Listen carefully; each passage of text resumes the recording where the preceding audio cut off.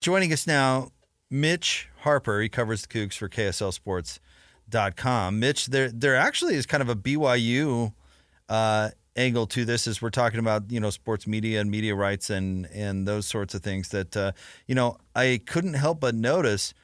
I don't love the Big 12's distribution, especially when it comes to college basketball. And it seems like the games that shouldn't be streaming are being streamed. And like I'm flipping over to ESPN and seeing a West Coast Conference game, and BYU's playing on ESPN Plus or something. Like, what's your first taste of their distribution and how accessible these teams are going to be in the Big 12? A lot of big ESPN Plus, that's for sure. And coming up in 2025, 2026, there will be more of a Fox element, so FS1, FS2, maybe some network Fox for Big 12 basketball. The football distribution, I think, was solid, especially late in the season, instead of being, relegated to, ESPN Plus or kind of an afterthought in the college football calendar. BYU was on ABC on the final weekend against Oklahoma State.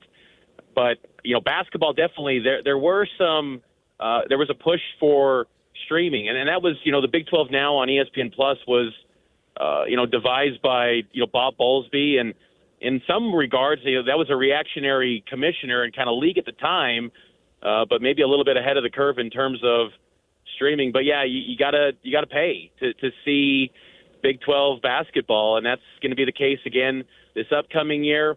I'm curious to see, how much more accessible it does become in the next media rights package, because ESPN and Fox are going to have 2 billion reasons to still want the Big 12 to be in the national conversation in a world where the SEC and Big 10 are going to gobble up the headlines. There's still a lot of money on the line with the Big 12, but yeah, it's becoming tougher for fans. They're being asked to spend a lot of money on tickets. They're being asked to spend money for to watch the games, and in some regards, that's where fans got to choose. What do they want to invest in? Is it, college sports, which still, it might be kind of a professional light, but it's still not the highest level of sport. Do they, shift their dollars to NBA and the media rights there with Peacock and whatnot? And so it'll be interesting to see what kind of ripple effect it does have on the consumer when it comes to Big 12 and BYU and Utah. Mitch, where are you on BYU basketball and what's happened in the last week? Obviously, the huge addition with Chris Burgess moving over.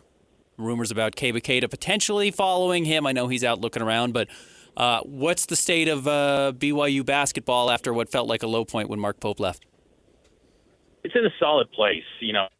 That anyone saying that suddenly they're a Big 12 title contender, I hesitate on that, but I do think that they're in a position to be an NCAA tournament team potentially next season. The schedule's going to be tougher, and I think that's something that not enough has been pointed out. Is the non-conference is going to be tougher. You might face Purdue, you might face John Calipari, Arkansas team, and an MTE. You're going to have at Wyoming.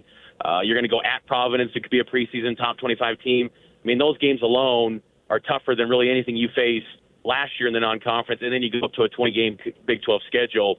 But I like, the pieces in the roster, and I just think the commitment you're seeing from BYU basketball. This is no longer a world where we're talking about, BYU spend. No, they're spending, and they're invested at a high level to go chase, and being in the conversation of among the Big 12 elite. And Kevin Young's getting to operate the program that he sees fit. And, as he told me like a month ago when he got introduced, he's not getting many no's. And when he wants something, he's getting it. And they got a chief of staff who basically is going to be kind of like an NBA GM, where he's going to manage NIL. And so then it allows, Kevin Young to, be a coach and, X's and O's and develop relationships with the players instead of dealing with the headaches of NIL. So I think BYU's in a really good place. The jury's out on where the on-court product will be. Will it be better than last year? We'll see. But they're in a good place long-term to trench as a threat in the Big 12, and that's all you can ask for after losing Mark Pope. Are we seeing the same sort of spending flex on the football side, Mitch? It's a good question. I mean, I think that, there was definitely a push early on when, Kalani and the program moved to the Big 12, where they added additional resources with the staff, but it almost felt like it was getting more up to par or a little bit closer to par rather than kind of being ahead of the curve, where it feels like, BYU basketball is making a push to be one or two steps ahead of everyone, at least trying to be. And, I think football, it's interesting because you just don't seem to have that, with football, they haven't had the on-field product that has maybe inspired belief that they could be, in the national race. Last year at stretches, there were advanced metrics saying BYU's a national title contender. Obviously, it didn't happen. They lost to Kane, for goodness sake. But football, but there are a lot more support staff. There's a bigger recruiting budget but there's always a desire to have more.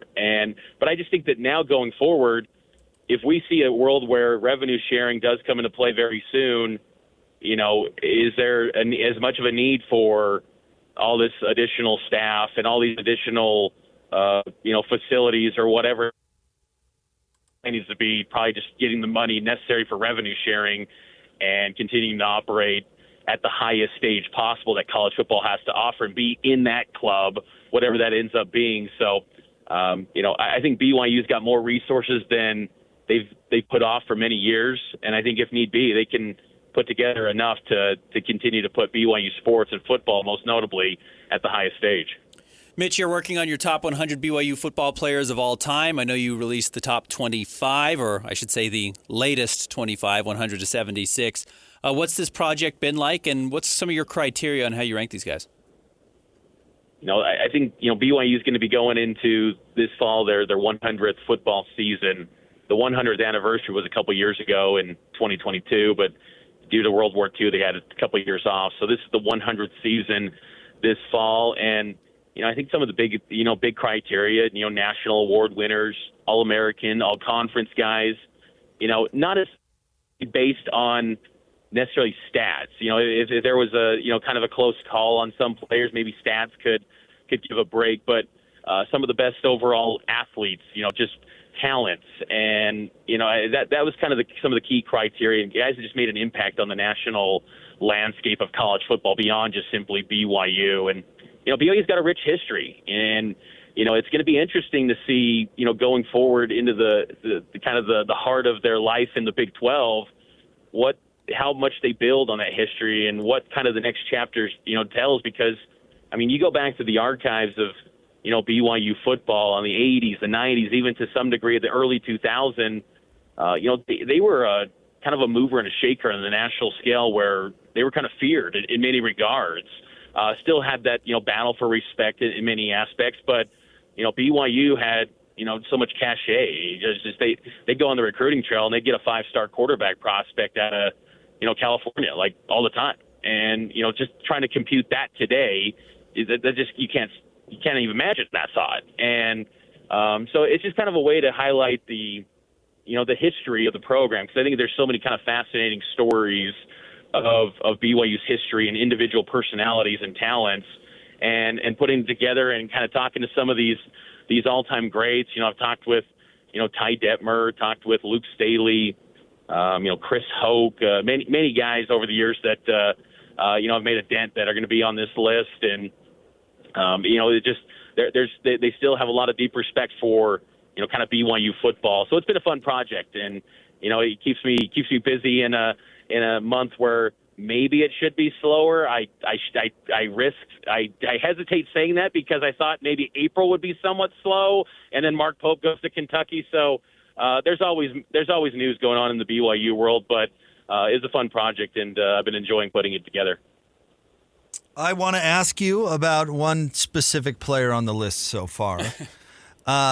Number 97. Now, one spot in front of the Payne train. Man, I love me some Matt Payne. Easily my favorite kicker that I've covered. And one spot behind Reno Mahe at number 96. Have you gotten any feedback from Hans about his selection at number 97?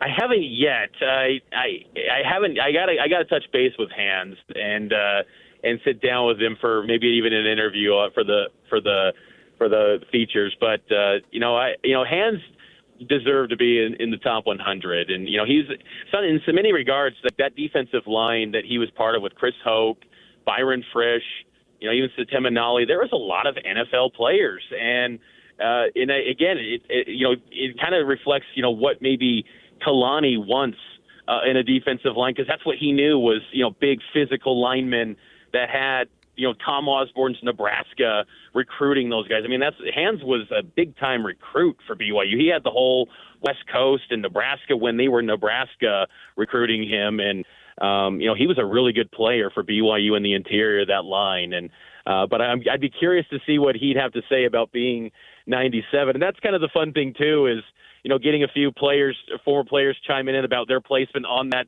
25, and they're like, get a little bit upset or I'm on the list. So that's been kind of fun to see, to get some text and reaction from that. Now, I would advise you against sitting down with him personally, but not because of the ranking. Like I think Hans would be honored to be 97 sandwiched between the Pain Train and Reno Mahe.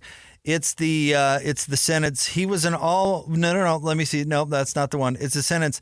One of Olsen's career highlights was a scoop and score against San Diego State in 1999, which is fine. But you added, with his arms flailing everywhere to celebrate, and included a video. I thought that part of his feedback might not be really positive. Yeah, that's true. And, maybe I took it a little bit farther because Hans is such a fun personality. And it's fun, too, to kind of look back. I was digging into the archives, too, of, with KSL and our immense archives and all the content we have. It's like his personality. It's not just like, what people hear on the air is like that's just Hans. Like, even back then, he was this, like, just such different guy. Even Rob Morris and Kevin Federick back then would say Hans is just his own world, man. And it's just pretty cool to, but he was a heck of a player, though. And BYU defensive lines could really take a page from what they were in the late 90s, early 2000s, because if they could be anywhere close to that, they'd be a pretty good defensive line in the Big 12. Hey, Mitch, am I letting the cat out of the bag? You've got a big interview today? Yeah, no, I'm going to be talking with Kalani Sitake today and kind of doing a debrief on, Big 12 meetings and, kind of go over to the state of the football program and where things are heading, for BYU football.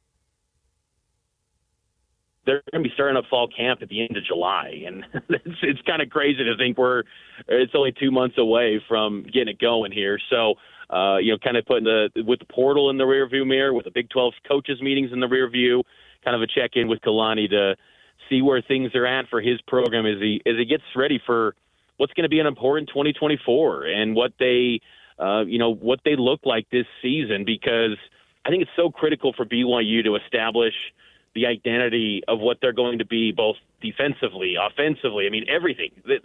There wasn't many signs of, the BYU football team that you saw maybe in 2021 with the violent running game and the physical line play.